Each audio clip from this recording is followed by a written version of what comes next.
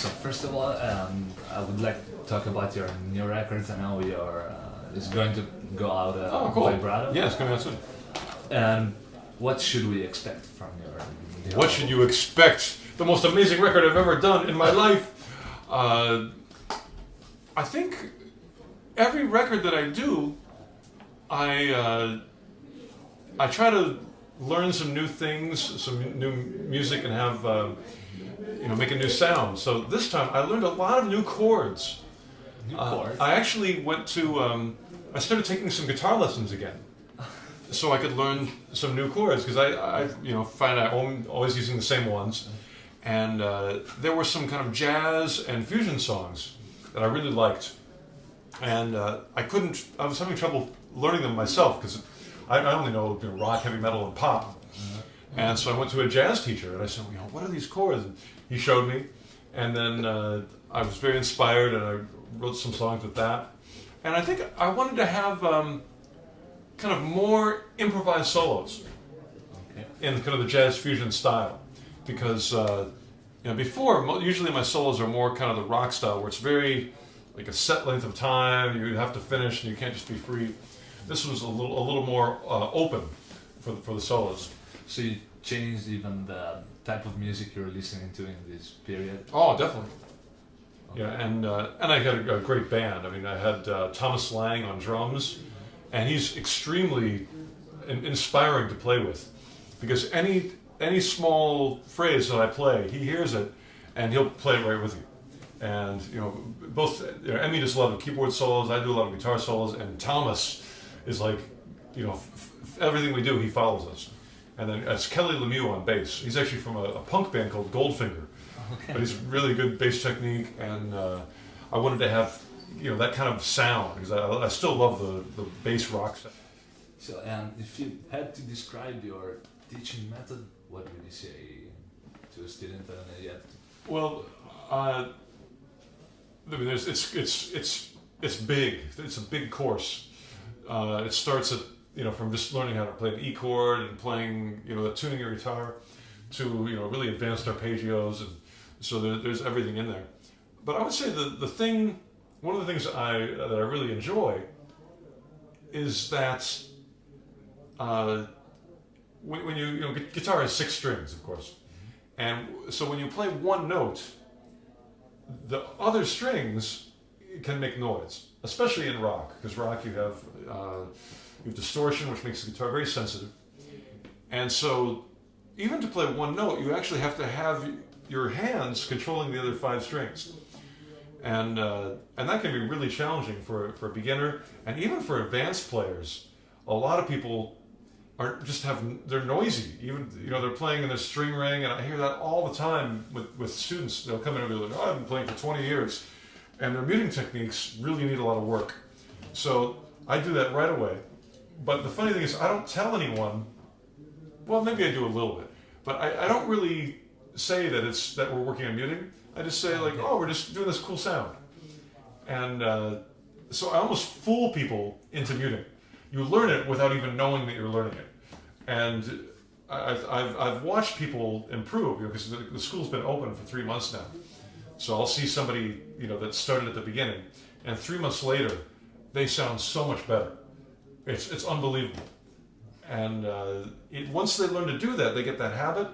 It just improves their playing. The last 10 years, I think, the way of teaching music is changed a lot, and I know that you've become artist.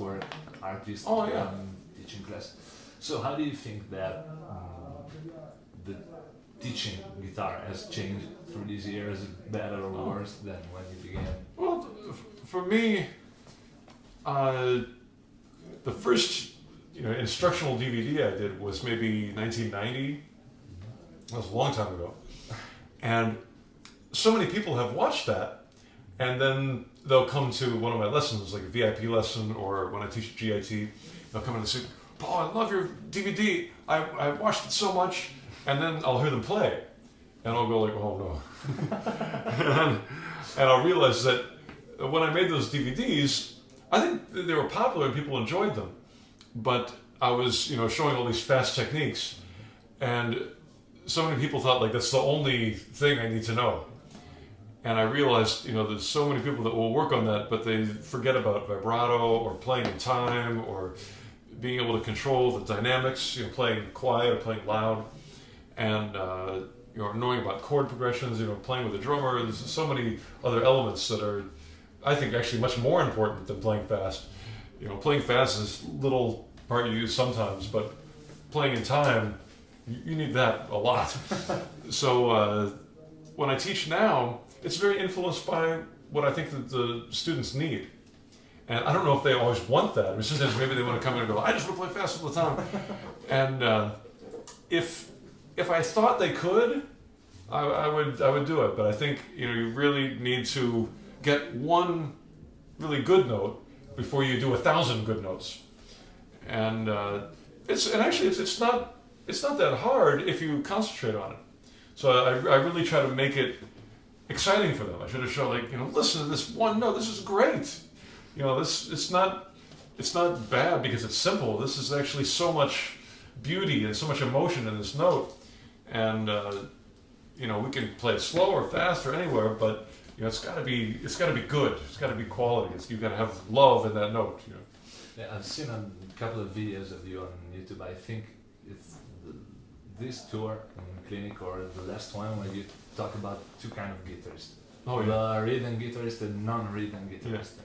So can you explain a little bit, and I think it was something you were talking about before, and give some advice to improve that aspect? Well, basically I just wanted people to think about rhythm, because I think people think about notes much more than they think about rhythm. And I think it's because of it's visual. If you can look at a guitar and you can see the notes. It's like, oh, there's a C and there's an F sharp and there's a D, and you can look at it. But unless you're a good reader, which most guitar players aren't, including me, it's much more difficult to see rhythms. And so I think some people just ignore them, and I certainly do too. Like if I first learn a scale, I just sort of make sure I get my fingerings right, and just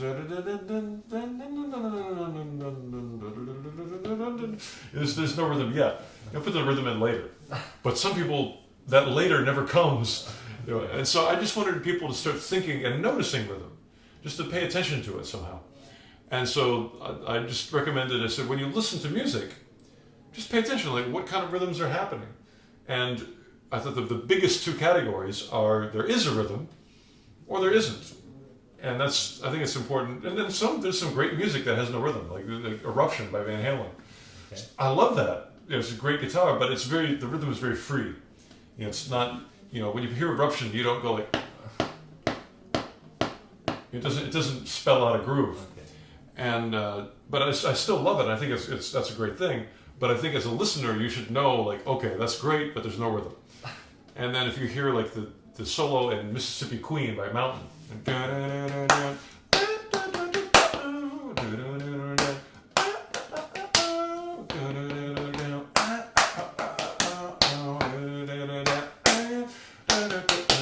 Very cool rhythm in that thing, and it's not fast, but the rhythms are beautiful.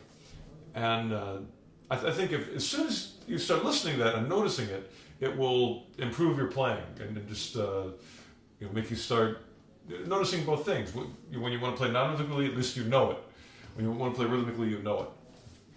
Oh, the vibrato title of the album. Why did you decide to use that single word to represent all the... Well, I love vibrato. I think it's gives so much character to every guitar player. And when I was very young and just started to play guitar, that's what I wanted the most. I didn't care about playing fast. I didn't care about anything. I just wanted to be able to pick up a guitar and go, and be able to control that string. And it took me years to really do it. But that's still one of my favorite sounds. And I knew if I made the title vibrato, then it would inspire me even more to try to do lots of vibrato on the record. So I see the Ibanez Fireman. I know you worked on the project of the guitar. Yeah. And can you tell us how it went? Oh yeah. Well, I think it's basically an Ibanez Iceman that's upside down. And part of it was inspired by some of my guitar heroes. I went to see Frank Marino, who, if you've never seen Frank Marino, you got to, go get the Frank Marino live Mahogany Rush album. Unbelievable record. It really is a big influence on Zakk Wylde as well. And I went to see him live recently, and he had a Gibson SG with 3 single coils, and the tone was amazing. So I'd always used humbuckers for my whole life, so I got home and I thought, I want to try some single coils. And one of my other heroes is Pat Travers, and Pat Travers is one of the best blues rock players in the world. He's so great, and in sort of his most famous time, he used to play a Gibson Melody Maker. So one day, as a present for myself, I bought a Gibson Melody Maker. And the neck on it was really thick, and it just had such good tone. And I noticed that my Ibanez guitars, the ones that have the thickest neck joints, always sounded the best. So when I made the very first Fireman prototype, I told the guys, I said, make the neck kind of like a Melody Maker. And I got it. The tone was just huge, such good tone. And then we made the second one, and that one I put like the single coils, and the first neck was so big. So as we went, I started to go, well, the neck just a little smaller, so easier to play. And by the time we got to this one, we just had like the perfect neck, great tone, but still playable. The pickups, I tried a lot of different DiMarzio pickups and found the perfect ones, and really tall frets for bending, and I just love it. So you're not thinking about coming back to humbuckers? Well, I still love humbuckers, but it sort of depends. It's funny when I use single coils, sometimes I'll use a pedal to sort of thicken it up, and when I use humbuckers, I'll use a pedal to make it more clear and sparkly. So I always kind of want both, and whatever I have, I'll use pedals to go the other direction, because I use both sounds. If I'm playing live, sometimes I want like a thick, beefy sound. Sometimes I want like a very clear, sparkly sound. So each guitar starts in one place, and I use a pedal to take it to the other place. Okay. And talking about pedals, I know you've made a setup for the TC Electronics Thumbprint Corona Chorus. Oh yeah.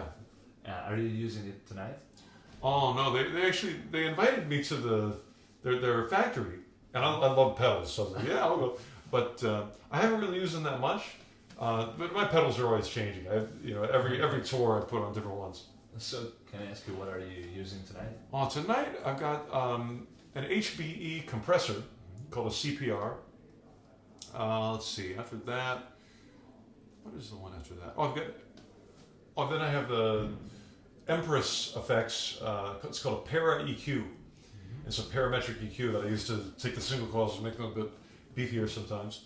Then an MXR Distortion Plus, which is just a simple pedal, but it works really good with Marshall amps. Great combination. And then Fuzz Universe, which has a really great clean boost to it, so it just makes it even louder. And then I've got a Lely Split, which just takes the signal and splits it 2 ways, and that goes to 2 MXR Phase 90s. And the speed's set a little bit different, so both amps are going, and that's it. Oh, and then a power supply, just the Voodoo Labs Pedal Power Plus.